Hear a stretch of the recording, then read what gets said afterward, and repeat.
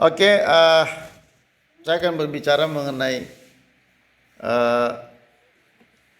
kapan terjadi keselamatan itu. Ya, kapan terjadi keselamatan? Nah, ini penting kita pahami. Kenapa? Karena konsep yang benar tentang keselamatan, bahwa keselamatan itu terjadi karena anugerah saja. Kita dapatkan karena anugerah saja, ya, atau iman saja.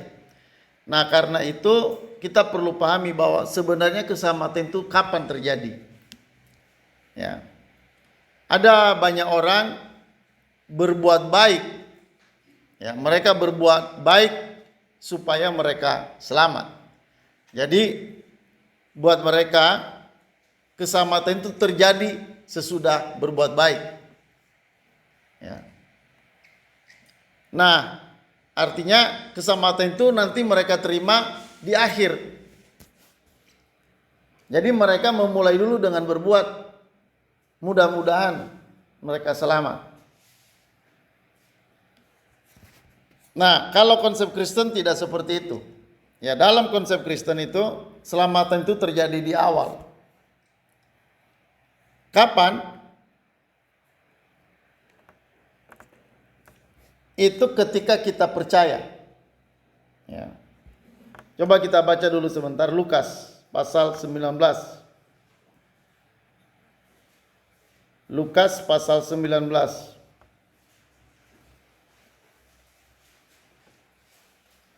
Ayat 9.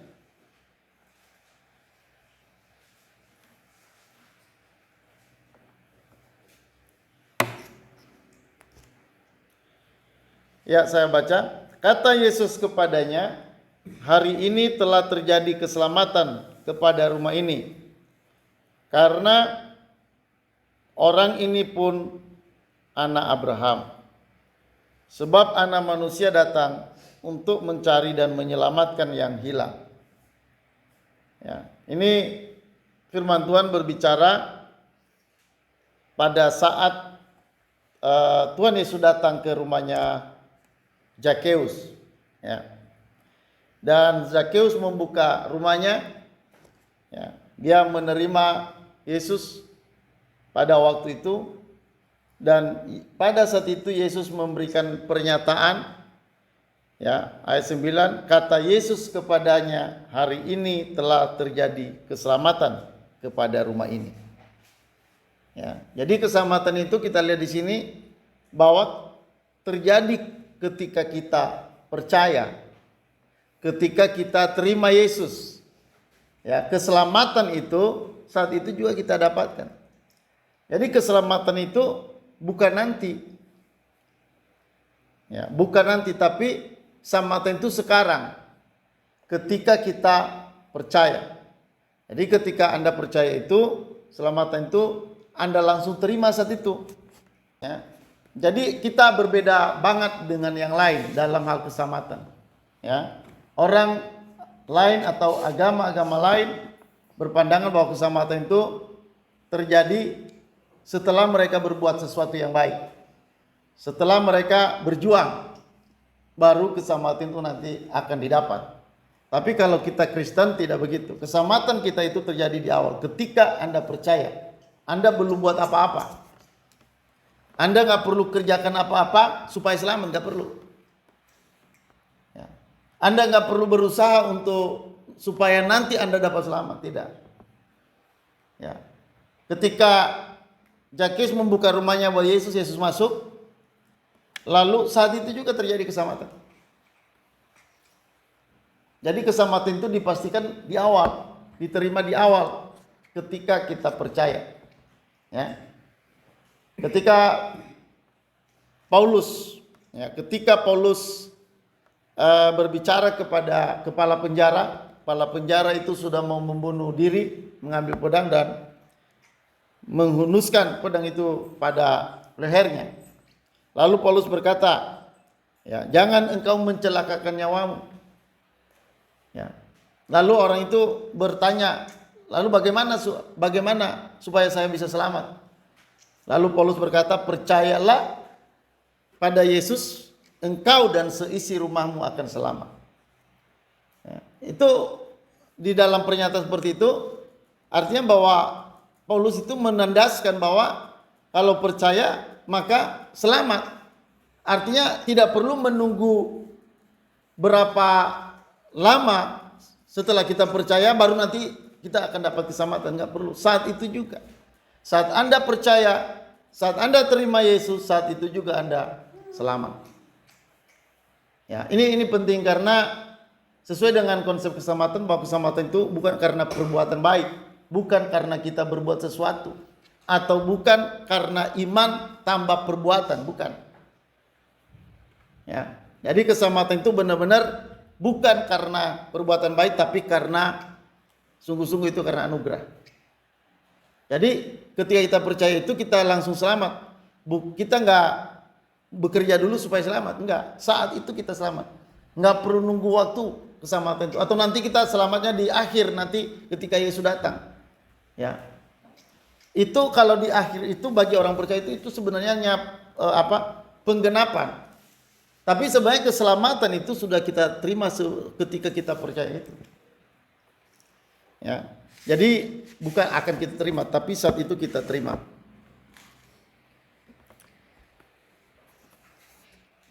Nah, jadi perhatikan bahwa keselamatan itu terjadi ketika kita percaya. Nah, kita perlu memperhatikan sebelum kita percaya, ya, keselamatan itu tidak ada. Ya, sebelum kita percaya keselamatan itu belum ada. Ya. Kenapa? Karena kita semua tahu bahwa siapa kita. Kita adalah manusia yang sudah jatuh dalam dosa. Semua kita adalah orang berdosa. Orang berdosa, ya, tidak bisa mencari Allah. Orang berdosa tidak bisa datang mencari Allah. Jadi kita tidak bisa mencari Allah. Kita tidak bisa datang pada Allah. Kenapa? Karena kita semua, Alkitab berkata, orang berdosa. Kita semua tidak ada yang baik, tidak ada yang benar, tidak ada yang mencari Allah. Jadi ketika kita lahir, ya, sampai pada titik nanti kita percaya, itu kita belum bisa buat apa-apa. Ya, kita nggak bisa buat apa-apa untuk melakukan yang baik, yang dimana perbuatan baik kita itu bisa menjadi syarat untuk keselamatan kita. Tidak ada. Jadi dari kita lahir sampai nanti kita percaya, kita tidak berbuat sesuatu untuk mendapatkan keselamatan. Kenapa? Karena saat itu dari lahir sampai percaya itu dari situ masa itu di mana kita orang berdosa yang tidak, namanya orang berdosa tidak bisa buat yang baik, dan kalaupun ada perbuatan baik tidak ada perbuatan baik yang bisa untuk memenuhi syarat untuk keselamatan kita. Ya, jadi perhatikan dari kita percaya, dari kita lahir sampai kita percaya, ya, kita adalah orang berdosa. Ya, orang berdosa, ya, adalah orang yang pantas dihukum. Ya, dan orang berdosa ini, ya, tidak ada sesuatu perbuatan baik yang bisa dilakukan untuk membuat kita selamat. Tidak ada. Jadi perhatikan bahwa keselamatan itu benar-benar bukan karena kita berbuat baik, ya, bukan karena kita ada sesuatu yang baik yang bisa kita lakukan untuk memuaskan hati Allah. Tidak ada. Ya. Di pandangan Allah kita semua orang berdosa, bahkan kita orang mati. Di hadapan tentu kita mati rohani. Orang mati tidak bisa buat apa-apa. Ya. Orang mati tidak bisa berbuat sesuatu untuk kebaikan dirinya. Tidak ada. Orang mati tidak ada sesuatu yang dibawa untuk menghidupkan rohaninya. Ya. Tidak ada sesuatu yang bisa dibawa untuk mencari Allah. Tidak ada. Namanya juga orang mati. Ya. Jadi orang berdosa itu sama dengan orang mati. Di hadapan Allah tidak ada persekutuan. Tidak ada, di hadapan Allah tidak ada kontak, tidak ada komunikasi, tidak ada hubungan dengan Allah. Ya.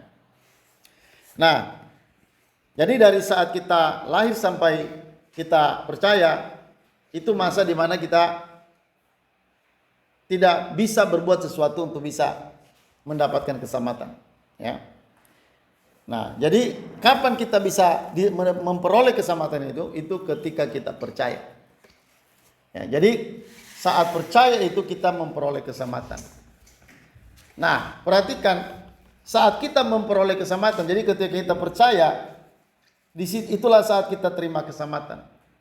Selanjutnya, saat itu juga saat yang sama ketika kita percaya, kita juga menerima Roh Kudus. Nah, ini perhatikan ya. Jadi saat percaya kita terima keselamatan, saat itu juga kita menerima Roh Kudus. Jadi Anda nggak perlu menunggu untuk menerima Roh Kudus. Ya. Jadi ada orang-orang yang udah terima Yesus tapi mereka masih merasa bahwa Roh Kudus itu perlu ditunggu. Dia kadang-kadang berpikir seperti waktu Roh Kudus turun. Gereja waktu Roh Kudus turun itu kan sebelumnya para rasul menanti. Ya, menanti lalu 10 hari berikutnya nanti baru Roh Kudus turun. Ya, kenapa menanti? Karena memang waktu itu kan Roh Kudus belum turun. Roh Kudus turun kan pada hari Pentakosta, 10 hari setelah Yesus bangkit. Benar? Halo? Nah, jadi itu artinya memang baru waktu itu Roh Kudus dicurahkan. Sebelum itu belum. Nah, kita jangan meniru-niru seperti ini karena Roh Kudus itu udah dicurahkan, sekali dicurahkan selamanya. Jadi bukan setiap hari Pentakosta Roh Kudus dicurahkan. Jadi saat kita percaya pada Yesus, kita menerima keselamatan, dan yang kedua, kita juga sekalian menerima Roh Kudus. Jadi itu satu paket. Terima Yesus, selamat. Dan saat itu juga kita terima Roh Kudus. Ya. Kita baca dulu sebentar Kisah Rasul pasal 2 ayat 38. Jawab Petrus kepada mereka, bertobatlah dan hendaklah kamu masing-masing memberi dirimu dibaptis dalam nama Yesus Kristus untuk pengampunan dosamu. Maka kamu akan menerima Roh Kudus. Ya. Kata bertobat di situ itu artinya percaya pada Yesus. Bertobatlah dan hendaklah kamu masing-masing memberi dirimu dibaptis dalam nama Yesus Kristus untuk pengampunan dosamu. Maka kamu akan menerima karunia Roh Kudus. Ya, jadi ini menandakan bahwa kita saat percaya itu kita menerima Roh Kudus. Ya, jadi nggak perlu menunggu beberapa hari, nggak perlu menunggu beberapa bulan, nggak perlu menunggu puasa dulu. Ya, saya melihat kesalahan dalam banyak orang Kristen. Ya, mereka udah terima Yesus tapi mereka masih menunggu-nunggu Roh Kudus datang. Alkitab tidak seperti itu berbicara. Roh Kudus itu saat kita percaya. Ya. Nah, selanjutnya kita lihat lagi Efesus 1 ayat 13. Di dalam Dia kamu juga, karena kamu telah mendengar firman kebenaran, yaitu Injil keselamatan. Di dalam Dia kamu juga ketika kamu percaya, dimateraikan dengan Roh Kudus yang dijanjikan itu. Ya. Di dalam Dia kamu juga ketika kamu percaya. Ya, ketika kamu percaya, dimateraikan dengan Roh Kudus yang dijanjikan itu. Jadi ketika kita percaya, ya, bukan nunggu waktu lama baru kita menerima Roh Kudus. Ya, tunggu nanti kita baik dulu baru terima Roh Kudus, itu salah besar. Nggak perlu nunggu Anda berubah semua, nggak perlu nunggu Anda melakukan itu melakukan ini. Saat Anda percaya, Anda dimateraikan dengan Roh Kudus, saat itu juga langsung dicap, langsung disahkan. Ya. Anda disahkan langsung terima Roh Kudus, dimateraikan Roh Kudus. Ingat, Roh Kudus sebagai jaminan keselamatan kita. Jadi Tuhan Yesus sudah membayar keselamatan kita. Ya. Setelah Yesus bayar, itu Roh Kudus menjaminkan itu pada kita. Ya. Jadi di balik keselamatan yang sudah kita peroleh ini, Roh Kudus ada untuk memateraikan kita dalam keselamatan itu. Jadi Roh Kudus itu sebagai materai dari keselamatan. Artinya bahwa kita dijaminkan oleh Roh Kudus bahwa kita selamat sampai akhir. Jadi ketika kita percaya itu kita menerima keselamatan, dan selanjutnya kita juga menerima Roh Kudus. Jadi ini menandakan bahwa keselamatan itu benar-benar anugerah. Karena kita belum buat apa-apa, udah terima dulu selamatan. Kita belum buat apa-apa, kita udah terima Roh Kudus ketika kita percaya. Jadi keselamatan kita itu benar-benar bukan karena kemampuan kita. Nah sekarang kan persoalannya, bagaimana orang bertanya, nah bagaimana dengan orang percaya tapi hidupnya kok kadang jatuh dalam dosa? Bagaimana kalau jatuh dalam dosa? Apakah orang itu tetap selamat? Nah ini pertanyaan, ini banyak orang yang bertanya seperti ini. Masa orang yang sudah percaya terus buat dosa lalu selamat, masih tetap selamat? Ya. Nah perhatikan, orang percaya itu memiliki yang namanya Roh Kudus. Roh Kudus itu untuk apa? Ya. Roh Kudus itu diberikan kepada kita supaya kita, salah satu pekerjaan Roh Kudus yaitu untuk mengerjakan pengudusan dalam diri kita. Jadi pengudusan itu sebenarnya bukan pekerjaan kita semata. Memang Alkitab berkata, kuduslah kamu karena aku kudus. Kejarlah kekudusan. Tanpa kekudusan tidak ada orang bisa melihat Allah. Ya itu memang benar, memang kita harus kejar kekudusan. Tapi ingat, kekudusan itu bukan pekerjaan kita sendiri. Bukan pekerjaan kita semata. Pekerjaan pengudusan itu adalah pekerjaan dari Roh Allah. Ketika Anda percaya Yesus, itu Anda terima Roh Kudus. Ya. Dan Roh Kudus itu mengerjakan pengudusan dalam diri kita. Jadi ingat, ketika kita terima keselamatan, ketika itu juga kita dimaterialkan Roh Kudus, kita diberi Roh Kudus. Roh Kudus itu Alkitab berkata menjamin ya penebusan sampai kita peroleh penebusan yang sempurna. Ayat 14, coba kita lihat ya. Efesus 1 ayat 14. Dan Roh Kudus itu adalah jaminan bagian kita sampai kita memperoleh seluruhnya, yaitu penebusan yang menjadikan kita milik Allah untuk memuji kemuliaan.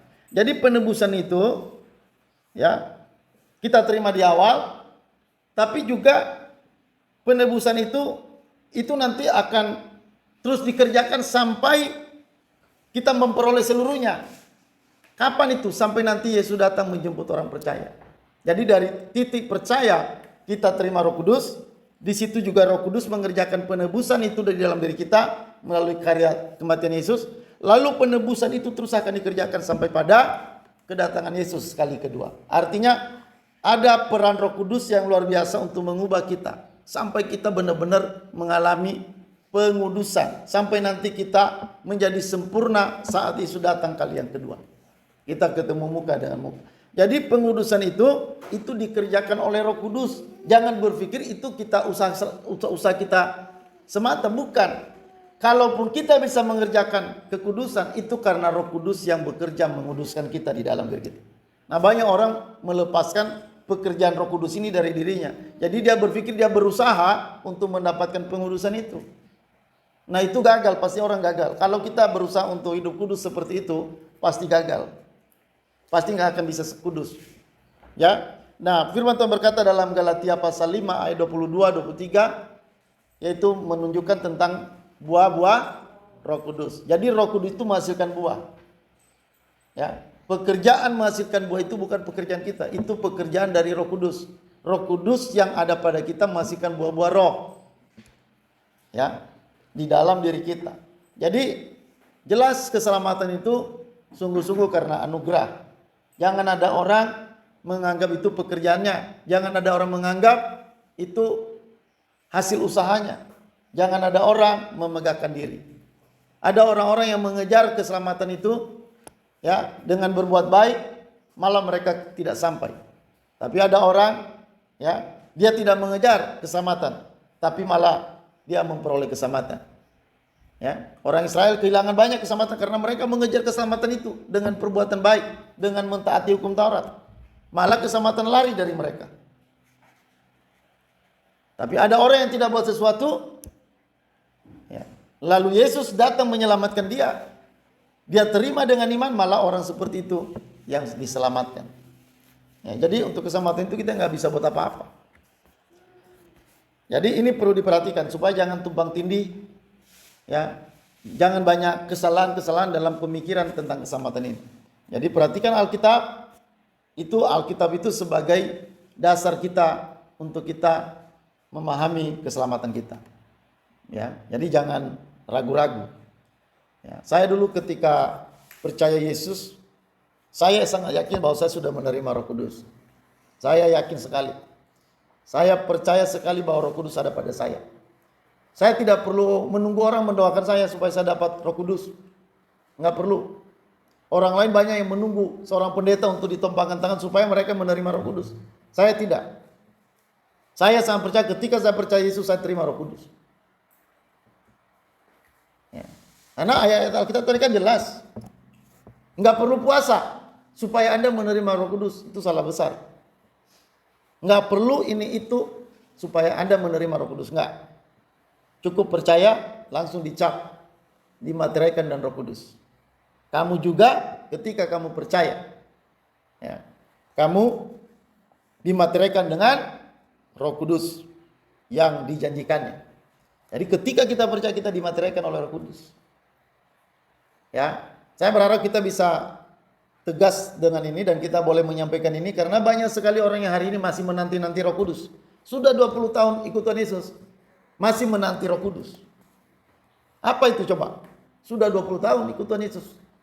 Ya, nanti hari Pentakosta mereka menunggu-nunggu Roh Kudus. Ya. Dan saat itulah mulai terjadi pengudusan. Kalaupun kita tidak langsung mengalami perubahan yang kelihatan sekali, tapi pasti ada perubahan sedikit. Minimal ada perubahan sedikit, itu menjadi tanda bahwa Roh Kudus sudah bekerja di dalam diri kita.